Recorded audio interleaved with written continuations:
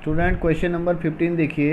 एक सीधा राजमार्ग एक मीनार के पार तक जाता है। मीनार के शिखर पर खड़ा एक आदमी एक कार को 30 डिग्री के अवनमन कोण पर देखता है, जो कि मीनार के पाद की ओर एक समान चाल से जाती है।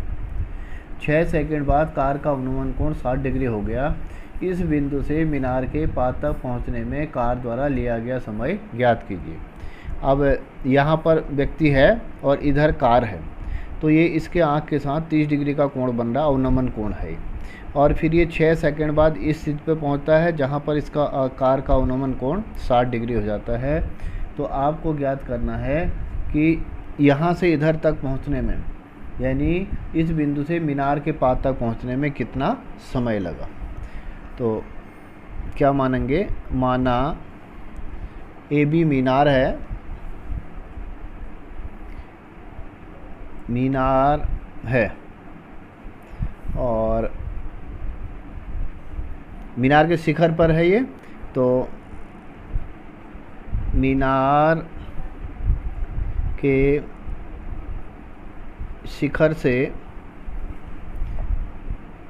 कार का अवनमन कोण, कार यानी बिंदु सी का अवनमन कोण 30 डिग्री है। कार कहाँ पर है, सी बिंदु पर कार है, ठीक है जी। और 6 सेकंड बाद बिंदु डी पर, बिंदु डी पर कार का अवनमन कोण, कार का अवनमन कोण 60 डिग्री हो जाता है, ठीक है जी। कार यहाँ पर लिखेंगे सी का, यानी सी, ये पॉइंट सी लिख दिया मैंने, सी का, सी पर है कार, है ना, अवनमन कोण है। तो दो त्रिभुज लेंगे, एक लेंगे बी ए डी में समकोण त्रिभुज बी ए डी में क्या लिया हमने, ए बी बटे ए डी, ए डी है, ए डी लंब बटे आधार, परपेंडिकुलर अपॉन बेस, ये आ जाएगा टेंजेंट, टेन 60 डिग्री, टेन 60 का मान रखा आपने √3। और ए बी को अगर एच मानना है तो एच मान लिया आपने, और यहाँ से ए डी, और ए बी एच बराबर निकाल दिया ए डी √3। ये आ गया इक्वेशन 1। अब बड़े वाले त्रिभुज में ले लेंगे बी ए सी में, ये भी लंब और ये पूरा आधार और टेन 30 डिग्री, ए बी बटे ए सी। अब त्रिभुज कौन सा लिया आपने, समकोण त्रिभुज बी ए सी में, बी ए सी में ए बी बटे ए सी, ये आ जाएगा टेन और कितने डिग्री है, 30 डिग्री, ठीक है। और टेन 30 हो गया आपका 1/√3, ठीक। और ए बी है एच और ये है आपका ए सी, और h बराबर यहाँ से निकाला आपने, ये इधर ए सी इधर चला गया, ए सी अपॉन √3, ये समीकरण 2। अच्छा, एक बात यहाँ मेरा दिमाग से हट गई थी, क्या हुआ कि जब ये और ये समांतर हैं, ये कोण तो ये दिया था हमको अवनमन कोण, जब ये समांतर हैं और ये तिर्यक रेखा हो जाएगी BC, तो एकांतर कोण बराबर हो जाएंगे, ये वाला 30 हो जाएगा और इसका एकांतर कोण ये बनेगा इधर वाला, तो ये 60 हो जाएगा, क्योंकि ये समांतर रेखाएं हैं। तो इसलिए जो है ये कोण के बारे में जानकारी थोड़ी नहीं दी थी मैंने, तो ये एकांतर कोण होंगे इसलिए बराबर हो जाएंगे, और ये कोण ये 60 वाला और ये 60 भी बराबर हो जाएंगे, ये भी एकांतर कोण है, ठीक है जी। अच्छा, अब क्या करेंगे, समीकरण 1 और 2 की तुलना कर देते हैं। समीकरण 1 और 2 से दोनों साइड एच आ रहे हैं, ये बराबर कर देने तो इधर का भी बराबर हो जाएगा। तो इधर से आ जाएगा आपका AD √3, AD √3 और यहाँ से आ गया AC/√3। क्रॉस मल्टीप्लाई कर दो, 3AD, 3 रूट हट जाएगा, 3AD इक्वल AC। ठीक है, अब AD को क्या, AD तो ऐसे आएगा 3AD, और AC को तोड़ दिया आपने, AC को तोड़ दिया AD plus CD, AD plus CD, AD plus CD। अब AD एक साइड ले आओ, 3AD माइनस AD, और यहाँ से आ गया CD, ये आ गया 2AD इक्वल CD। ठीक, और AD बराबर जब निकालेंगे CD और बटे में, तो AD और CD में ये संबंध आ गया, यानी जितनी दूरी AD है CD इसका हाफ है, CD का हाफ है, AD क्या है, CD का हाफ है। अब समय निकालना है और आसानी से निकल जाएगा। क्या है, कार द्वारा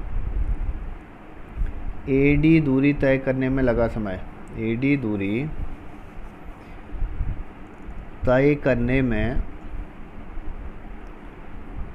लगा समय कितना है, 6 सेकेंड, 6 सेकेंड लगे। अब कितनी दूरी, AD नहीं, सॉरी CD है, AD नहीं है, ये दूरी है आपकी CD है, ये दूरी जो है आपकी CD है। इतनी दूरी चला है 6 सेकेंड में, ये 6 सेकेंड में चला है इतना, तो यहाँ कितना टाइम लगेगा ये निकालना है। ये इसका हाफ आ रहा है तो हाफ ही लगना चाहिए, इसका हाफ 3 सेकेंड लगना चाहिए।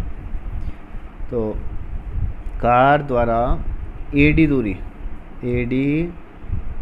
दूरी तय करने में लगा समय बराबर हो गया कितना, इसका हाफ है CD/2, यानी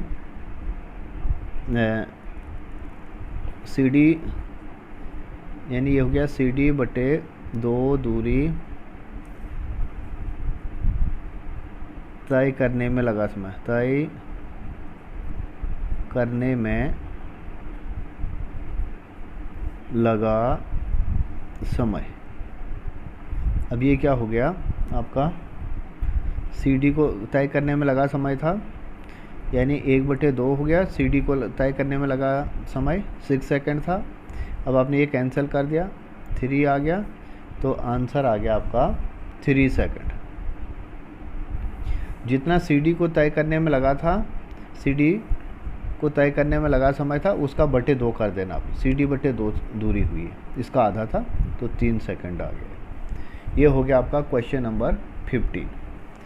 अब क्वेश्चन नंबर 16 देखेंगे।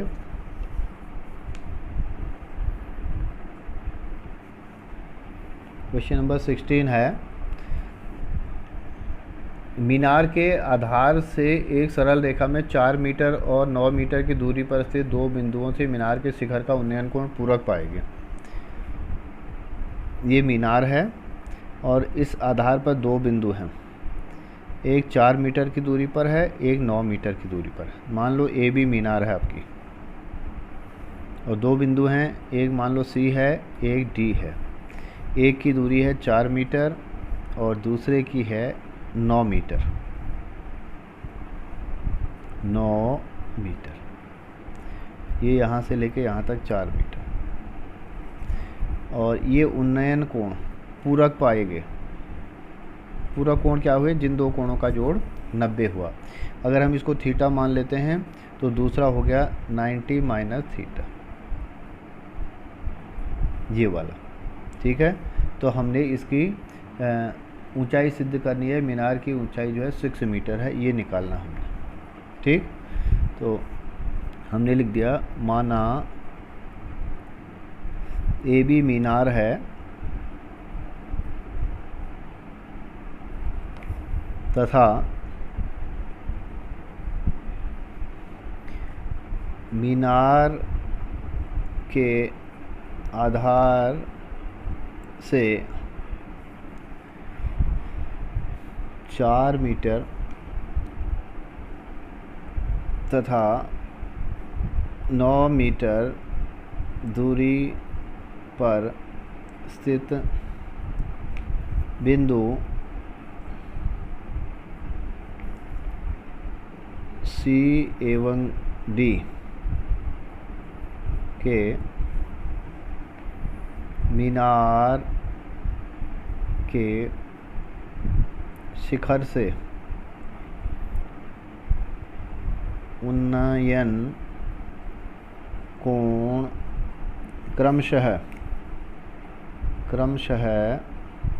थीटा व 90 डिग्री माइनस थीटा है। ठीक है जी। अब दो त्रिभुज ले लिए, एक ले लिया आपने बी ए सी में समकोण त्रिभुज बी ए सी में क्या किया आपने, ए बी बटे ए सी लंब बटे आधार tan थीटा, इसको h ले रहे हो तो h ले लो, बटे ए सी बराबर tan थीटा और h बराबर ए सी tan थीटा। ए सी कितना था 4, h इक्वल 4 tan थीटा, इसको इक्वेशन 1 कर दिया। अब बड़ा वाला त्रिभुज ले लो बी ए डी में कोण आ जाएगा 90 माइनस थीटा, tan ही आएगा ए बी बटे ए डी। अब त्रिभुज